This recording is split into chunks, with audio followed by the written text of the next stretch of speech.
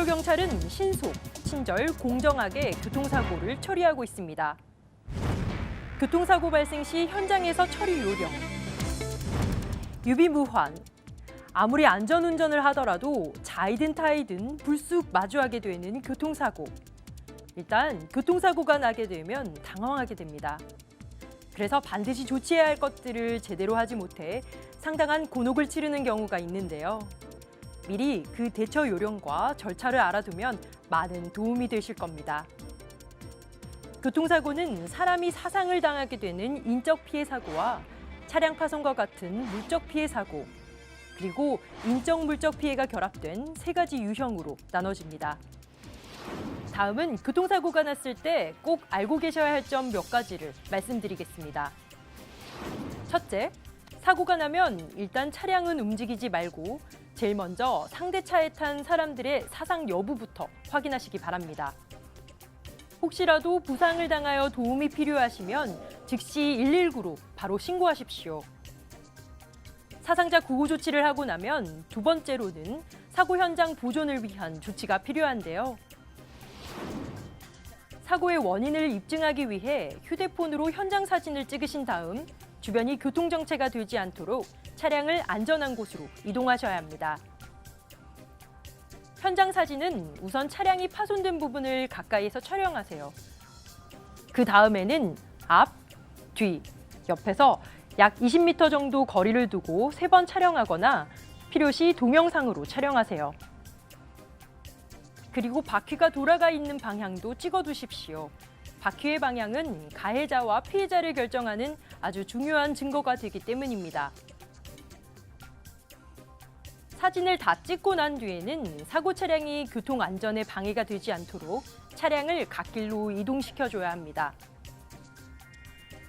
그리고 2차 사고에 대비해 100m 후방에 삼각대를 설치하는 것도 잊지 마시기 바랍니다. 현장에서는 과실을 인정하고 배상을 약속했다가 나중에 번복하는 경우도 있으므로 미리 증거 자료를 준비하는 것이 중요. 세 번째로는 기본적인 조치가 끝난 후 필요할 경우 경찰서와 보험회사에 신고를 하고 도움을 받는 것이 좋습니다. 사고가 미미하고 당사자 간의 얘기가 잘 돼서 마무리될 경우도 있지만 원활한 소통이 안 되고 다툼이 있는 경우에는 경찰서에 신고하는 것이 좋습니다. 넷째, 가벼운 사고거나 사상자가 발생하지 않았다 하더라도 구두 협의로 마무리하지 마시고 서로의 연락처를 주고받도록 하세요. 특히 어린이와의 사고 시에는 반드시 보호자에게 연락을 취해야 하며 조치하지 않아 간혹 뺑소니로 고발당해서 낭패를 보는 경우도 있으니 꼭 기억하시기 바랍니다. 이번에는 물적 피해 교통사고 발생 시 처리 절차에 대해 알아보겠습니다.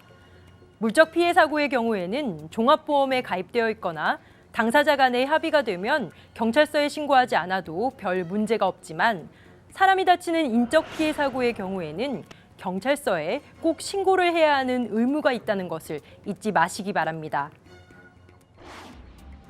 다음은 인적 피해 교통사고 발생 시 처리 절차에 대해 알아보겠습니다. 사고가 접수되면 담당 경찰관은 접수 사실을 가해자, 피해자에게 문자로 통지하고 현장 조사를 실시하는데요. 사고 관련 운전자 및 목격자가 입회할 수 있으며 이때 본인에게 유리한 증거를 제출할 수 있습니다. 사고 내용에 대하여 피해자, 목격자, 참고인 등이 보고 느낀 대로 진술서를 작성하며 피해자는 진단서와 견적서를 제출해야 합니다. 일반 교통사고로 사고 조사 후 보험에 가입되어 있거나 합의된 경우에는 진술서를 작성하고 보험 가입 증명원과 합의서를 제출하는데 이 경우 사고 원인 행위에 대한 벌점 및 범칙금이 부과됩니다. 하지만 사망자가 발생하거나 뺑소니, 교특법 11개 항에 해당하는 경우와 보험 미가입, 미합의 중상해 사고는 형사 입건되며 피해가 중하거나 뺑소니 교통사고 등은 사안에 따라 신병이 구속되는 경우도 있습니다. 사고 조사는 대개 2주 이내에 종결되며 조사 완료 후에는 결과를 피해자, 가해자에게 통지합니다. 이후에는 조사 결과를 관할 검찰에 송치해 사건을 처리하게 됩니다. 만약 사고 조사에 이의가 있는 경우에는 지방청 교통조사계에 이의 신청을 하거나 재조사를 요구할 수 있습니다. 가해자, 피해자는 교통사고 사실 확인원을 신청할 수 있습니다. 교통사고 조사 예약 시스템. 이파인 사이트에서 공인인증서로 로그인하시면 본인의 교통사고를 조회하셔서 조사받고 싶으신 날을 직접 예약할 수 있습니다. 상단 운전면허, 조사 예약란을 클릭, 조사 예약 탭을 클릭하시면 본인의 교통사고가 조회되고 담당 조사관의 근무 일자에 맞춰 조사받기를 원하는 날짜를 직접 예약하시면 됩니다. 지금 소개해드리는 것은 우리가 빈번하게 볼 수 있는 교통사고 유형으로 그 처리에 대해 조금이나마 도움이 되시길 바라며 소개해드릴까 합니다. 신호위반은 신호기의 뜻에 위반하여 직진, 좌회전 또는 유턴할 경우 신호위반 처리가 되며 특히 비보호 좌회전 교차로에서 적색 신호의 좌회전 중 교차로 내 횡단보도를 건너던 보행자와 충돌하였을 경우 교특법에 해당해 신호 위반 적용을 받게 됩니다. 차로 변경 시에는 변경하고자 하는 방향으로 오고 있는 다른 차의 정상적인 통행에 장애를 줄 우려가 있으므로 진로 변경 시에는 특별한 주의가 요구됩니다. 중앙선은 반대 방향으로 진행하던 차량이 특단의 사정이 없는 한 그 경계선을 넘어오지 않는 것을 신뢰하여 운행하는 것이므로 부득이한 사유가 없음에도 중앙선을 넘어 좌회전 또는 유턴을 하였다면 중앙선 침범이 되며 유턴 구역을 지나 중앙선 설치 지역에서 유턴 중 사고가 나게 되면 중앙선 침범으로 처벌됩니다. 앞지르기 금지 장소인 교차로, 터널 안, 다리 위에서는 선행 차량이 진로를 양보하였더라도 절대 앞지르기를 할 수 없으니 꼭 알아두시기 바랍니다.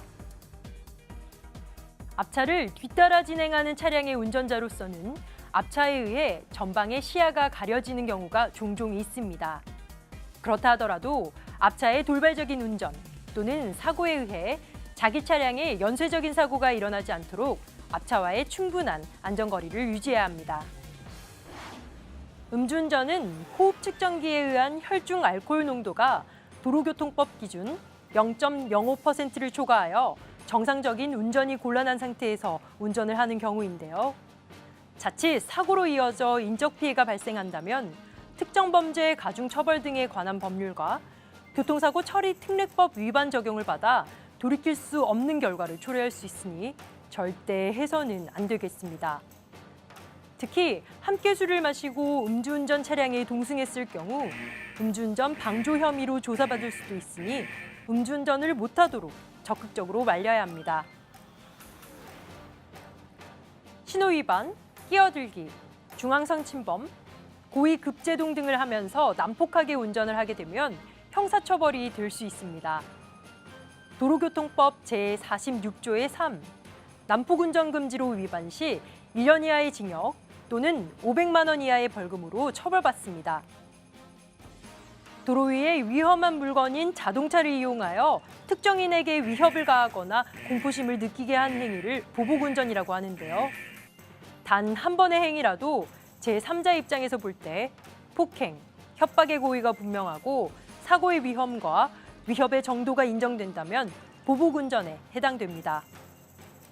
형법 제284조의 1, 특수협박으로 위반 시 7년 이하의 징역, 1,000만 원 이하의 벌금으로 처벌받습니다.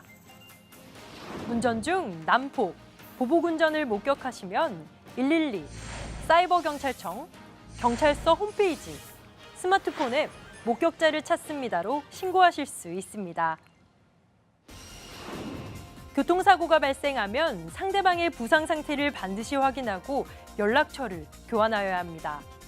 이러한 조치 없이 현장을 떠나면 특정 범죄 가중 처벌 등에 관한 법률로 처벌받고 운전면허가 취소되며 4년에서 5년간의 결격이 부여됩니다. 뺑소니범은 반드시 검거됨을 명심하셔야겠습니다. 이렇듯 교통사고는 대부분 과실로 인해 발생하기 때문에 가해자, 피해자 구분에 민감할 수밖에 없습니다. 서울경찰 교통조사관들은 전문성을 바탕으로 공정하게 조사하기 위해 최선을 다하고 있습니다.